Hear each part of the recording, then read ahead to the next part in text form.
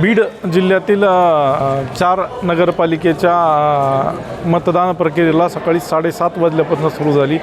जी हायकोर्टाच्या निकालानंतर ही मतदान प्रक्रिया सुरू झालेली आहे आणि मी सध्या बीड शहरामध्ये आहे। प्रभाग क्रमांक 3 मध्ये या ठिकाणी सकाळी 7:30 वाजल्यापासून नागरिकांचा उत्स्फूर्त असा प्रतिसाद आहे।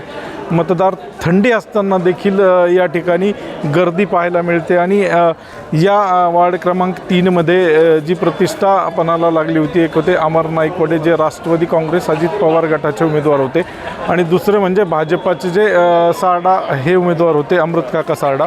यामध्ये बीड जिल्ह्यातील जे नेते आहेत, जे राष्ट्रवादी काँग्रेसचे अजित पवार गटाचे जे आमदार आहेत, अमरसिंह पंडित असतील, विजयराजे पंडित असतील आणि भाजपाचे जे विद्यमान युवा नेतृत्व योगेश क्षीरसागर यांची देखील या ठिकाणी प्रतिष्ठा पणाला लागली होती। आणि या वार्डाच्या मतदानाच्या प्रक्रियेमध्ये आणि ज्या प्रचारामध्ये बीड शहरातील नेत्यांनी इथे ठाण मांडून बसले होते की या ठिकाणी ही निवडणूक आणि हा वार्ड प्रतिष्ठेचा बनलेला होता आणि त्याचबरोबर परळीमध्ये देखील आज मतदान प्रक्रिया पार पडते, तसंच धारूरमध्ये देखील पार पडते आणि अंबेजोगाईमध्ये सुद्धा पार पडते। दिग्गज नेत्यांची या ठिकाणी प्रतिष्ठा पणाला लागलेली आहे आणि हे मतदान आता सुरळीतरित्या सुरू आहे। आत्तापर्यंत झालेली मतदानाची टक्केवारी 8 ते 9% मतदान आत्तापर्यंत पार पडलेलं आहे आणि या ठिकाणी पोलिसांचा देखील फौजफाटा तगडा बंदोबस्त या ठिकाणी लावण्यात आला आहे। ज्या ठिकाणी अपरिचित घटना किंवा